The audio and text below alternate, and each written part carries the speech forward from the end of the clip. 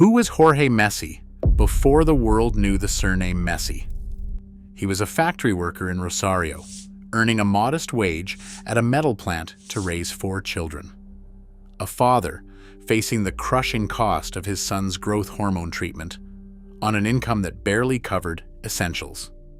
Every Ballon d'Or, every World Cup trophy, every record that rewrote football history traces back to decisions this man made when no camera was watching. This is the story of the unsung father who shaped football's greatest legend, and it begins long before Barcelona. In Rosario's industrial neighborhoods, the sound of metal presses and factory whistles shaped daily life. Jorge Horacio Messi grew up in Barrio Alberti, the son of a steelworker and a mother who sold pastries to help pay the rent. By the late 1970s, he had earned a technical diploma in metalworking and, like his father before him, found steady work on the factory floor.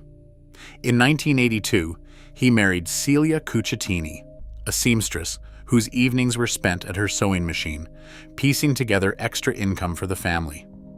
Together, they raised 4 children, Rodrigo, Lionel, Matias, and Maria Sol, in a modest home where every peso mattered. Jorge's job as an industrial quality inspector meant long shifts, sometimes 12 hours or more, overseeing production lines for a wage that covered the basics: food, rent, bus fare, school supplies. Celia's tailoring and cleaning jobs filled the gaps, while she managed the chaos of childcare and household tasks. Inflation in Argentina often turned paychecks into uncertainty overnight. The family budget left little room for emergencies or dreams that cost extra. Yet, within these limits, Jorge and Celia built a foundation of stability, duty, and quiet ambition, unseen but essential to everything that followed.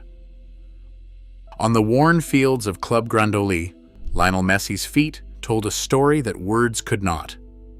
At 5 years old, his dribbling left defenders frozen, his balance and close control already drawing whispers among coaches.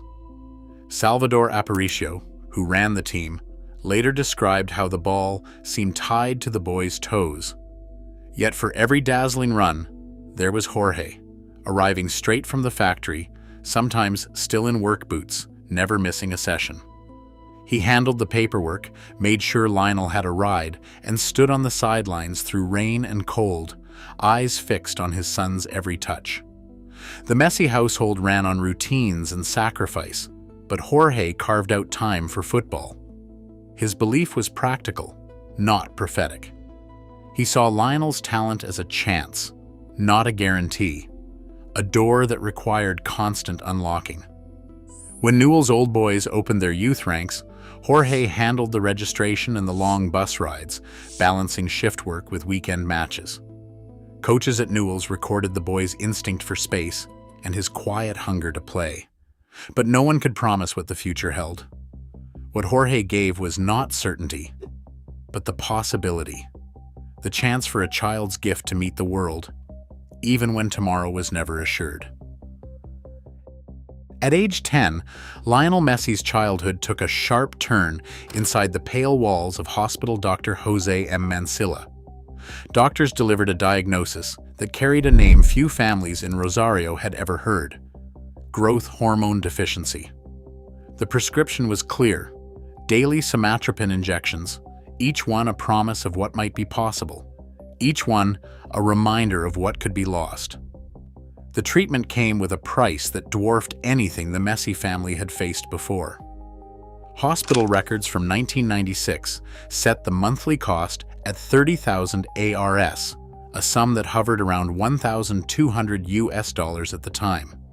Jorge's factory wages and Celia's sewing could not stretch to meet it. Their modest health insurance covered only a fraction. Newell's Old Boys, the club that had welcomed Lionel's talent, managed a brief contribution, but it fell short. Community donations arrived in envelopes, never enough to close the gap. Night after night, Jorge and Celia weighed the numbers. The cost of each injection pressed against the limits of what a working-class family could bear. Jorge stayed at the factory, picking up extra shifts when possible, while Celia took on more tailoring and cleaning jobs.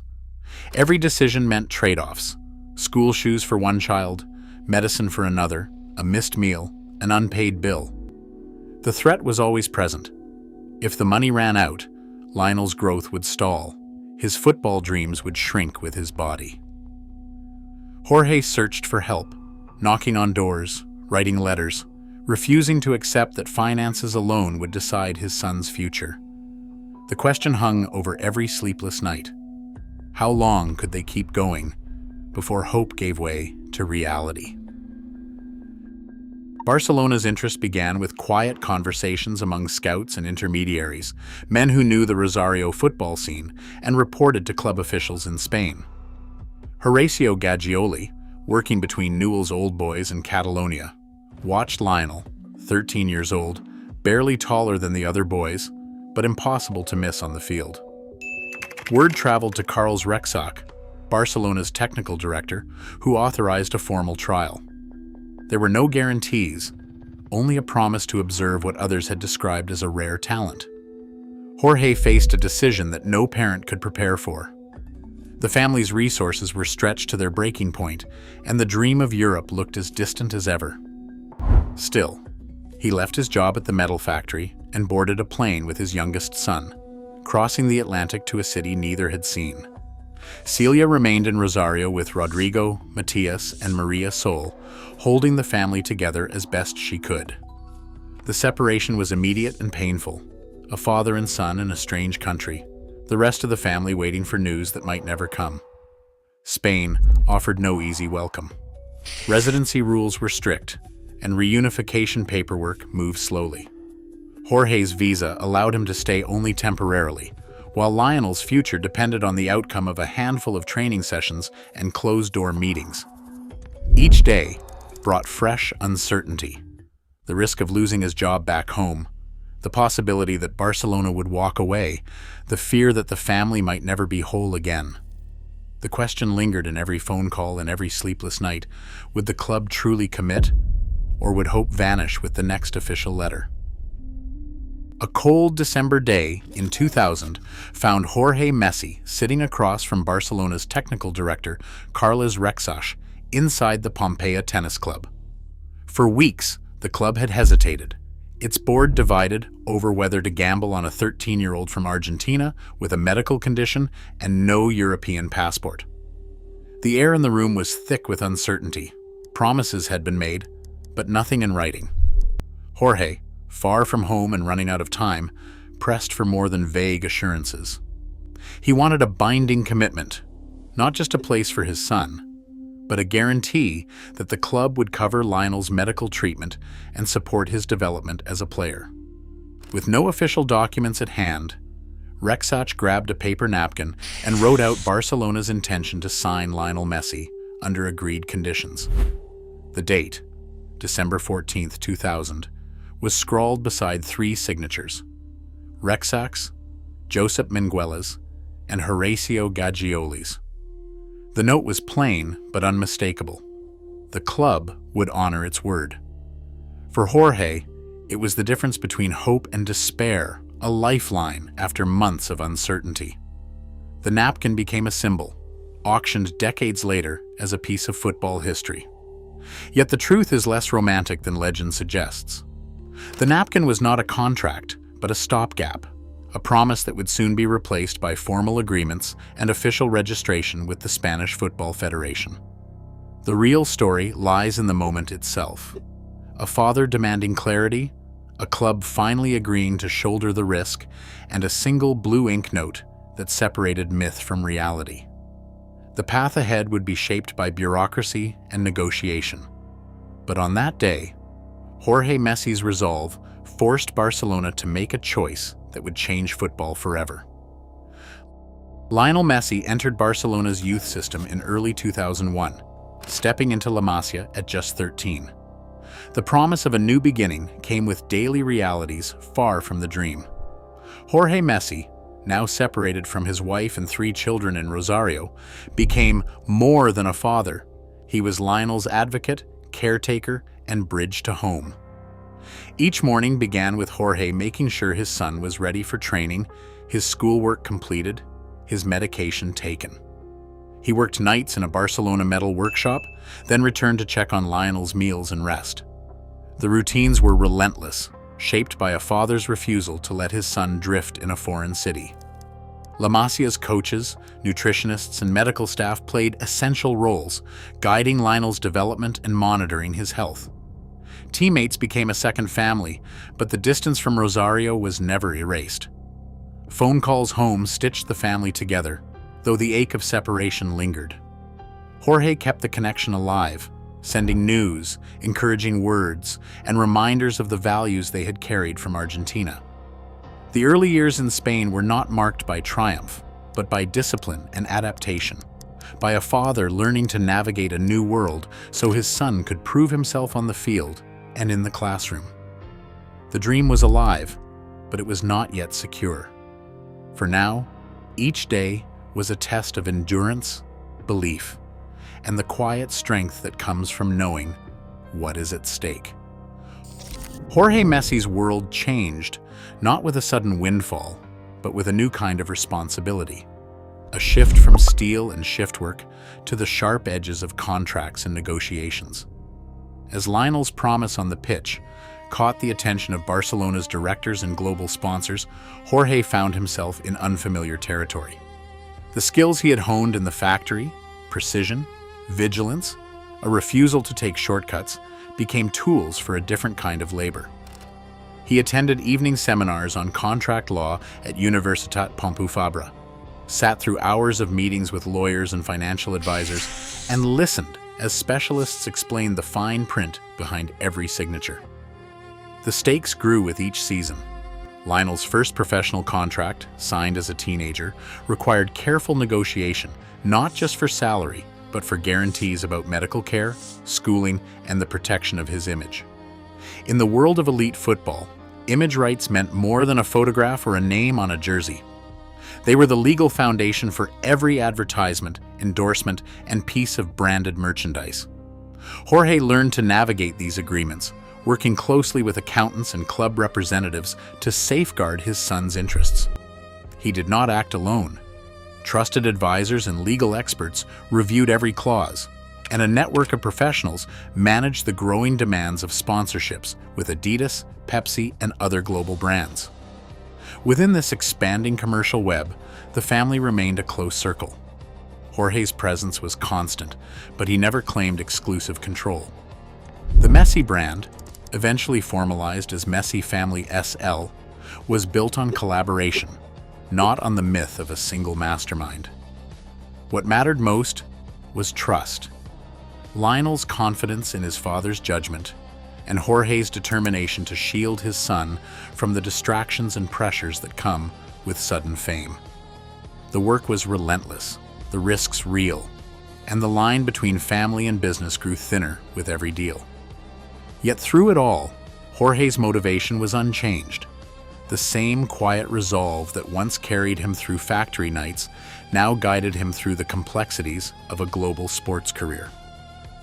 Spanish authorities opened an investigation into the Messi family's declaration of income from Lionel's image rights between 2007 and 2009.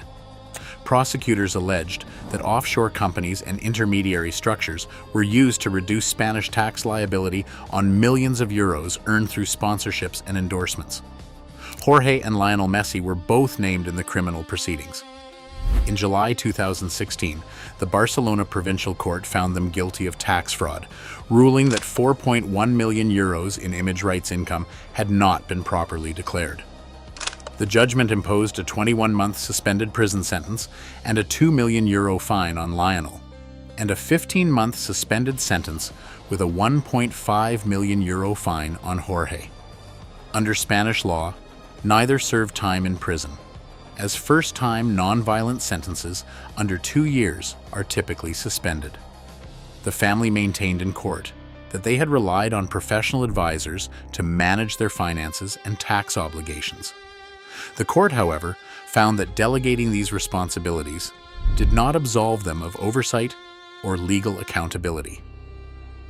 In May 2017, Spain's Supreme Court upheld the convictions, confirming both the suspended sentences and the fines. The case drew worldwide media attention and intense public criticism, placing the Messis under a level of scrutiny rarely faced by sporting families. For Jorge, the legal ordeal brought reputational pressure and personal strain, exposing the risks that come with managing a global career in an environment where trust in advisors must be balanced against the ultimate responsibility of family leadership. The proceedings closed a chapter that was defined not by myth or rumor, but by the sober reality of legal judgment and its consequences. In August 2020, a registered burofax sent from Lionel Messi's camp to FC Barcelona signaled a breaking point. Jorge Messi, serving as the family's public representative, formally contested the club's interpretation of Lionel's contract and insisted on the right to leave. The dispute played out in public, but legal and professional advisors shaped every step behind closed doors. Jorge translated the family's position into official statements, but the technical arguments and final strategies belonged to a broader team. Barcelona's farewell to Lionel in August 2021 came with emotion and resignation.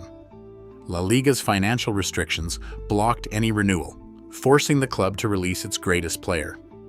Jorge was present, but the transition to Paris Saint-Germain, secured at €35 million per year, was a collective effort, involving agents, lawyers, and club officials, weighing both sporting and personal stakes. By 2023, Barcelona's hopes for a reunion faded. Saudi Arabia's Al Hilal offered record sums, while Inter Miami promised a new chapter shaped by family and lifestyle. The decision was shared among Lionel, Antonella, and their children, with Jorge advising but no longer commanding the process. His role shifted from negotiating contracts to supporting the family's chosen future. Jorge Messi's public responsibilities faded as Lionel's career entered its later chapters, but his role within the family took on a quieter, enduring significance. He remained Celia's partner, a steady presence at family gatherings, and the grandfather whose pride needed no spotlight. In Rosario, the city that shaped him, Jorge found a sense of belonging that no amount of international travel or business could replace. Local press occasionally noted his return for Sunday lunches or community events, describing a man more at ease in familiar surroundings than in corporate suites or media scrums. Professional duties became less demanding as Lionel and his advisors assumed more of the decision-making.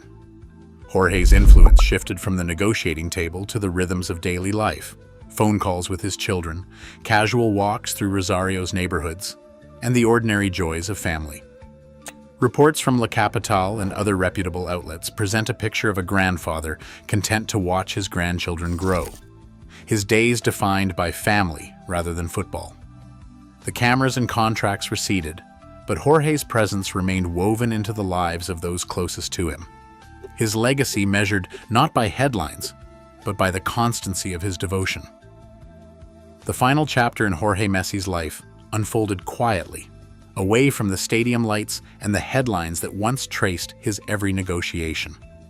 In Rosario, he found comfort in the rhythms of family, Sunday lunches, walks through familiar neighborhoods, and the laughter of grandchildren echoing through a modest home. In these later years, public appearances grew rare. Local newspapers described a man content to watch from the sidelines, his focus turned inward, his world defined by those closest to him. In June 2026, as the World Cup drew global attention, the Messi family released a statement confirming that Jorge was under medical supervision for an undisclosed condition. The announcement was measured and private, requesting respect for the family's boundaries and offering no further detail. News outlets worldwide carried the same message. Jorge was facing a health challenge, but the specifics belonged to the family alone. On August 8, 2026, Sanatorio Centro in Rosario issued an official confirmation Jorge Messi had died at age 68 after a prolonged illness. The family acknowledged his passing, and tributes followed from Barcelona, Newell's Old Boys, Inter Miami, and the Argentine Football Association. No cause of death was disclosed, honoring the family's wish for privacy. The public response was solemn and respectful, grounded in the facts: a father's journey, a life shaped by sacrifice, and an ending marked by dignity rather than spectacle. His legacy endures in the choices he made and in the family he held together, even as the world mourned quietly alongside them.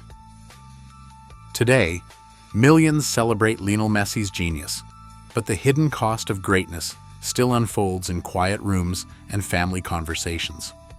Jorge Messi's story is a reminder that every legend is built on invisible sacrifice, choices made far from the world's applause. As football idolizes its stars, the value of resilience, belief, and family endures long after the stadiums fall silent. Some legacies are measured not in trophies, but in love.